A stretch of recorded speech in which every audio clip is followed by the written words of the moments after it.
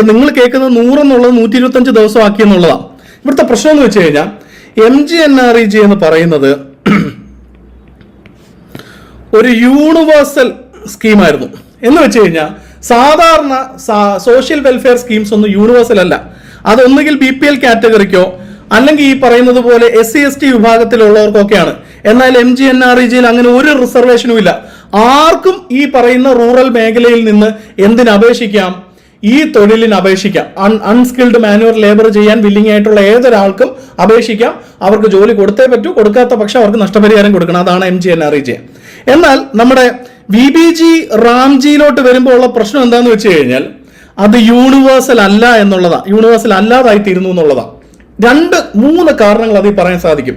ഒന്നാമത്തെ കാരണം അതിന്റെ സെക്ഷൻ 5(2) പ്രകാരം ഇത് കേന്ദ്രം നോട്ടിഫൈ ചെയ്യുന്ന, സെൻട്രൽ ഗവൺമെന്റ് നോട്ടിഫൈ ചെയ്യുന്ന റൂറൽ ഏരിയാസിൽ മാത്രമേ ഉള്ളൂ. എന്താണ് റൂറൽ ഏരിയാസ് ഏതാണെന്നുള്ളത് ആര് നോട്ടിഫൈ ചെയ്യും? കേന്ദ്ര ഗവൺമെന്റ് നോട്ടിഫൈ ചെയ്യും.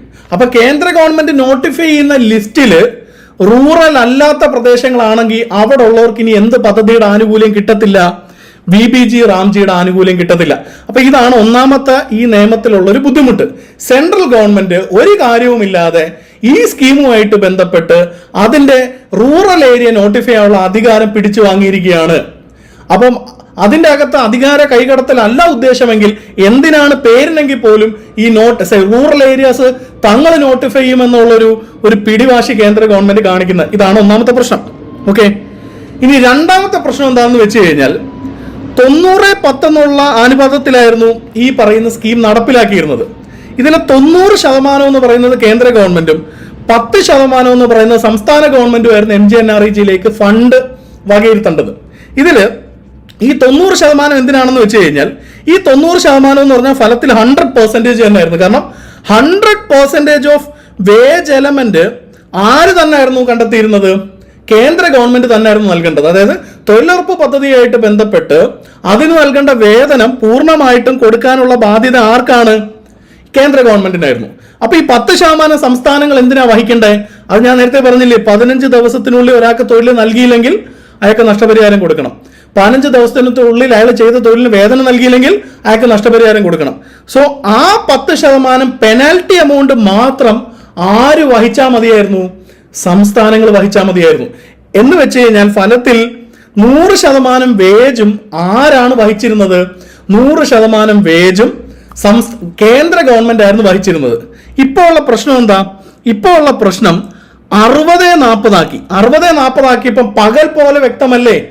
ഇനി സംസ്ഥാനങ്ങളിൽ തൊഴിലുറപ്പുമായിട്ട് ബന്ധപ്പെട്ട് തൊഴിലുറപ്പിന് വരുന്ന ആളുകൾക്ക് ശമ്പളം നൽകേണ്ടി വരുമ്പോൾ ആ ശമ്പളത്തിന്റെ അല്ലെങ്കിൽ ആ സ്കീമുമായിട്ട് ബന്ധപ്പെട്ട് ആകെ 60% മാത്രമേ കേന്ദ്രം നൽകുള്ളൂ എന്ന് പറയുമ്പം പെനാൽറ്റിക്ക് പുറമെ, ശ്രദ്ധിച്ചു കേൾക്കണം, പെനാൽറ്റിക്ക് പുറമെ, ഞാൻ പറയുന്നത് ശ്രദ്ധിച്ചു കേൾക്കും, പെനാൽറ്റിക്ക് പുറമെ ശമ്പളത്തിന്റെ വിഹിതം കൂടി ആര് കണ്ടെത്തണം? ഇനി സംസ്ഥാന ഗവൺമെന്റ് കണ്ടെത്തണം. സംസ്ഥാന ഗവൺമെന്റ് എന്ത് ചെയ്യണം? ശമ്പള വിഹിതം കൂടി കണ്ടെത്തണം. നേരത്തെ എന്ത് മാത്രം കണ്ടെത്തിയാൽ മതിയായിരുന്നു? ആ പെനാൽറ്റി വിഹിതം മാത്രം സംസ്ഥാനങ്ങൾ കണ്ടെത്തിയാൽ മതിയായിരുന്നു. ശമ്പളം പൂർണ്ണമായിട്ടും കേന്ദ്രം വഹിക്കുന്നിടത്തൊന്നും ഇപ്പൊ ആകെ സ്കീമിന്റെ 60% മാത്രമേ കേന്ദ്രം തരുള്ളൂ എന്ന് പറയുമ്പോൾ ശമ്പളത്തിന് പുറമെ, പെനാൽറ്റിക്ക് പുറമെ ശമ്പളം അടങ്ങിയ ഒരു 40% സംസ്ഥാന ഗവൺമെന്റുകൾ നടപ്പിലാക്കണം. അതായത് ഒരു സെൻട്രലി സ്പോൺസേർഡ് സ്കീമിന്റെ സാമ്പത്തിക ബാധ്യത ആരുടെ മേൽ വരികയാണ്? സ്റ്റേറ്റ് ഗവൺമെന്റിന്റെ മേലെ വരികയാണ്. ഓക്കെ, സ്റ്റേറ്റ് ഗവൺമെന്റ് മേലെ വരികയാണ്. ഇനി ഇവർ പറയുന്നു 100 ദിവസം എന്നുള്ളത് 125 ദിവസമാക്കി എന്ന് പറയുന്നു. അവിടുത്തെ പ്രശ്നം പറയാം. ഇവിടുത്തെ 100 ദിവസത്തിൽ ഇത് ഗ്യാരണ്ടീഡ് ആണ്. എങ്ങനെ ഗ്യാരണ്ടീഡ് ആണ്? 15 ദിവസം കഴിഞ്ഞാൽ ശമ്പളമാണെങ്കിലും അല്ലെങ്കിൽ തൊഴിലില്ലെങ്കിലും ശമ്പളം നൽകിയില്ലെങ്കിലും ആവശ്യപ്പെട്ട ആൾക്ക് നഷ്ടപരിഹാരം കൊടുക്കാനുള്ള രീതിയിൽ ഇത് റൈറ്റ് ആക്കി മാറ്റിയിട്ടുണ്ടായിരുന്നു. ഇവിടെ 100-125 ആക്കുമ്പോൾ ഉള്ള പ്രശ്നം എന്താ? 100-125 ആക്കുമ്പോൾ ഉള്ള പ്രശ്നം എന്ന് വെച്ച് കഴിഞ്ഞാൽ അതിനോടനുബന്ധിച്ച് പറയണം, സെഷൻ 6 എടുത്ത് പറയുന്നു, ഇനി മുതൽ MGNREG പോലെ VBG റാംജി എന്തല്ല? ഡിമാൻഡ് ഡ്രിവൺ അല്ല. അതാണ് ഏറ്റവും പ്രധാനപ്പെട്ട പ്രശ്നം. ഇത് എന്താക്കി മാറ്റിയടെ? സപ്ലൈ ഡ്രിവൺ ആക്കി മാറ്റി. എന്ന് വെച്ച് കഴിഞ്ഞാൽ കേന്ദ്രം തീരുമാനിക്കും ഓരോ സംസ്ഥാനങ്ങൾക്കും എത്ര തുക വീതം പഴയ MGNRG അല്ലെങ്കിൽ ഇപ്പോഴത്തെ VBG റാംജി സ്കീം നടപ്പിലാക്കാൻ ഓരോ സംസ്ഥാനത്തിനും എത്ര തുക കൊടുക്കണം എന്നുള്ളത്. ഉദാഹരണം, കേരളത്തിന് 500 കോടിയാണ് ഒരു വർഷത്തേക്ക്, ഒരു ഫിനാൻഷ്യൽ ഇയറിലേക്ക് VBG റാംജി സ്കീമിന് 500 കോടി രൂപയെ വകയിരുത്തുന്നുള്ളൂ കേന്ദ്രം. അതിന്റെ അധികാരം ആർക്ക് കിട്ടി? കേന്ദ്രം ഈ ആക്ടിലൂടെ നേടിയെടുത്തിരിക്കുകയാണ്. നേരത്തെ ഒരു ഉദാഹരണം പറയാം. നേരത്തെ നമ്മുടെ പാലക്കാട് ജില്ലയിൽ ഒരു അഗ്രികൾച്ചറൽ ലീൻ ആയിട്ടുള്ള ഒരു സമയത്ത് 1 ലക്ഷം ആൾക്കാർ, ഒരു കുടുംബത്തിൽ ഒരാൾക്കേ ഉള്ളൂ കേട്ടോ. അപ്പോൾ 1 ലക്ഷം ആൾക്കാർ എന്ന് പറഞ്ഞാൽ ഒരു കുടുംബത്തിൽ നിന്ന് ഒരാൾ വെച്ച് 1 ലക്ഷം ആൾക്കാർ all of A sudden job demand ചെയ്യുന്നു. ഇതിന്റെ ഭാഗമായിട്ട് പാലക്കാട് ജില്ലയിൽ നിന്ന് മാത്രം ഒരു 300 കോടി രൂപയുടെ ജോബ് ഡിമാൻഡ് വരുന്നു. കേരളത്തിന്റെ ബാക്കി സംസ്ഥാനങ്ങളെല്ലാം കൂടെ ഒരു 800 കോടി ഉണ്ടെന്ന് വിചാരിക്കുക. അപ്പൊ കേരളത്തിന്റെ മാത്രം ഡിമാൻഡ് എത്രയായി? 1100 കോടിയായി. കേരളത്തിൽ ഈ ഡിമാൻഡ് ഉണ്ടോ? ഈ 1100 കോടിയും പഴയ MGNREGയിൽ കൊടുക്കാൻ ആര് ബാധ്യസ്ഥമായിരുന്നു? കേന്ദ്ര ഗവൺമെന്റ് ബാധ്യസ്ഥമായിരുന്നു. എന്ന് വെച്ച് കഴിഞ്ഞാൽ ജോബിന് ഡിമാൻഡ് ഉണ്ടോ, ഫണ്ട് ആര് കൊടുത്തേ പറ്റത്തോളായിരുന്നു? കേന്ദ്രം കൊടുത്തേ പറ്റത്തോളായിരുന്നു. അത് 1000 കോടിയാണെങ്കിലും ശരി, 10,000 കോടിയാണെങ്കിലും ശരി. ഇനി 1 ലക്ഷം കോടി ഒരു രൂപയ്ക്കുള്ള ജോബ് ഡിമാൻഡ് ഉണ്ടെങ്കിൽ അതും കൊടുക്കാൻ ആര് ബാധ്യസ്ഥമാണ്? അത്രയും ഡിമാൻഡ് വരത്തില്ല, പക്ഷെ അങ്ങനെ വന്നാൽ അത് കൊടുക്കാനും ആര് ബാധ്യസ്ഥമായിരുന്നു? കേന്ദ്ര ഗവൺമെന്റ് ബാധ്യസ്ഥമായിരുന്നു. അപ്പൊ ഇപ്പൊ ഉണ്ടായ മാറ്റം എന്താണ്? ഇപ്പൊ ഓരോ സംസ്ഥാനത്തിനും കേന്ദ്രം തീരുമാനിക്കും. കേരളത്തിന് 500 കോടി, തമിഴ്നാടിന് 1000 കോടി, ബീഹാറിന് 1500 കോടി എന്ന് പറഞ്ഞു കഴിഞ്ഞാൽ കേരളത്തിന് 500 കോടി ഉള്ളെന്ന് വിചാരിക്കുക. 500 കോടി അലക്കേഷൻ ഉള്ളെന്ന് വിചാരിക്കുക.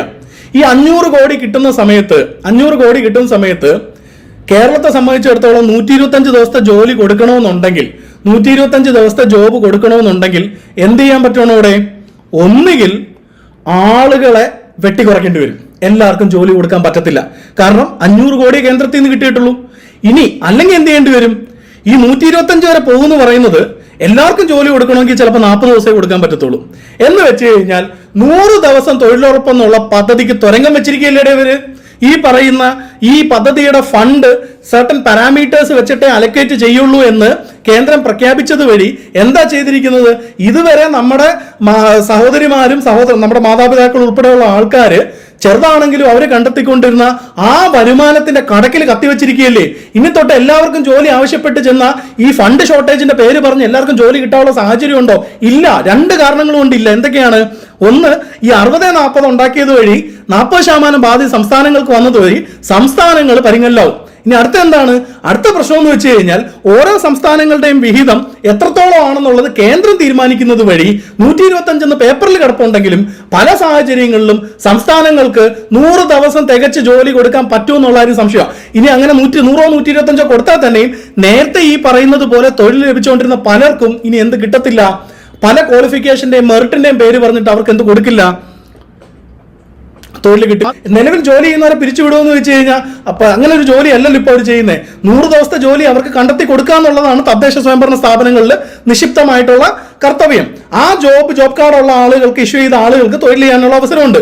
അപ്പോൾ തുടക്കത്തിലേക്ക് ഇത് കണ്ടും കേട്ടുമൊക്കെ പോകുമെങ്കിലും ഈ നിയമത്തിൽ പതിയിരിക്കുന്ന ഏറ്റവും വലിയ അപകടമാണ് ഞാൻ ഈ പറഞ്ഞു തരുന്നത്. എന്താണ്? റൂറൽ ഏരിയാസ് കേന്ദ്ര നോട്ടിഫൈ. ഇപ്പൊ കേരളം എടുത്തു കഴിഞ്ഞാൽ പ്രശ്നം എന്താ? കേരളത്തിൽ അങ്ങനെ അർബൻ റൂറൽ ഡിവൈഡ് ഒന്നും ഇല്ല. അവർ പറയാണ് നാളെ കേരളത്തിൽ ഇന്ന പ്രദേശങ്ങളെ റൂറൽ മേഖലയായിട്ട് കണക്കാക്കാൻ സാധിക്കത്തില്ല എന്ന് അവർ പറഞ്ഞു കഴിഞ്ഞാൽ എന്ത് പറ്റും? ഈ നിലവിൽ റൂറൽ മേഖലയാണെന്ന് തദ്ദേശ പഞ്ചായത്തിന്റെ കീഴിൽ തൊഴിലെടുത്തുകൊണ്ടിരിക്കുന്ന 1000-കണക്കിന് 10,000-കണക്കിന് ആളുകൾക്ക് അവിടെ എന്ത് നഷ്ടപ്പെടും? തൊഴിൽ നഷ്ടപ്പെടും. മനസ്സിലാവുന്നുണ്ടോ നിങ്ങൾക്ക്? ഈ 60-40 വന്നത് വഴി, ഈ ഫണ്ട് കർബ് ചെയ്തത് വഴി അല്ലെങ്കിൽ ക്യാപ്പ് ചെയ്തത് വഴി എന്ത് സംഭവിക്കും? സംസ്ഥാനങ്ങൾക്ക് ഫണ്ട് ഷോർട്ടേജ് ഉണ്ടാകുമ്പോൾ അവർക്ക് വേണ്ടത്ര തൊഴിൽ, ഈ പറയുന്ന തൊഴിൽ ഡിമാൻഡ് ആവശ്യപ്പെട്ട് വരുന്ന തൊഴിൽ ഡിമാൻഡ് ചെയ്യുന്നവർക്ക് കൊടുക്കാൻ സാധിക്കത്തില്ല. അതാ ഞാൻ ആദ്യമേ പറഞ്ഞത് ഇതൊരു ഡിമാൻഡ് ഡ്രിവൺ സ്കീമിൽ നിന്നും എന്തിലോട്ട് മാറി? സപ്ലൈ ഡ്രിവൺ സ്കീമിലേക്ക് മാറി. നിങ്ങൾ തന്നെ വിലയിരുത്തൂ. ഡിമാൻഡ് ഡ്രിവൺ സ്കീമിൽ ആരൊക്കെ തൊഴിൽ ആവശ്യപ്പെടുന്നോ അവർക്കെല്ലാം തൊഴിൽ കൊടുക്കാനുള്ള വകുപ്പ് ഏതിലുണ്ടായിരുന്നു? MGNREGയിൽ ഉണ്ടായിരുന്നു. ആ തുക മൊത്തം ആര് നൽകണമായിരുന്നു? കേന്ദ്ര ഗവൺമെന്റ് നൽകണമായിരുന്നു. സംസ്ഥാനങ്ങൾ എന്തുമാത്രം കണ്ടെത്തിയാൽ മതിയായിരുന്നു? സംസ്ഥാനങ്ങൾ ഈ പറയുന്നത് പോലെ അതിനുള്ള പെനാൽറ്റി എമൗണ്ട് മാത്രം കണ്ടെത്തിയാൽ മതിയായിരുന്നു. ഇപ്പോഴത്തെ അവസ്ഥ എന്താണ്?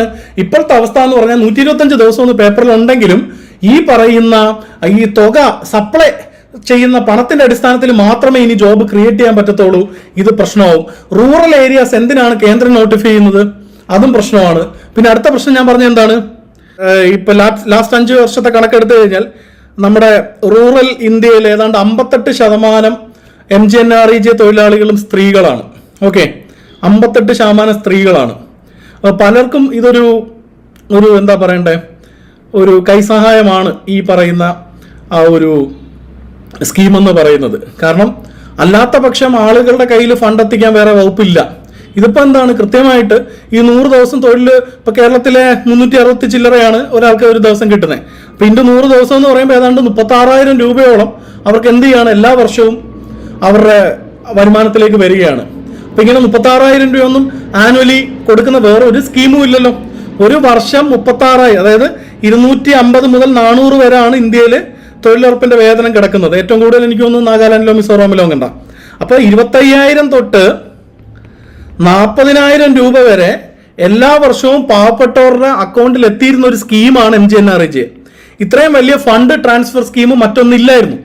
ഇപ്പൊ ഇവർ പറയുന്ന പേരിലുള്ള മാറ്റങ്ങളായിട്ടുള്ള 100-125 ആയെന്നതും പിന്നെ ഒരു വലിയ പ്രശ്നം എന്ന് വെച്ച് കഴിഞ്ഞാൽ റൂറൽ ഏരിയ നോട്ടിഫിക്കേഷൻ ലീൻ സീസണിൽ, അതായത് അഗ്രികൾച്ചറൽ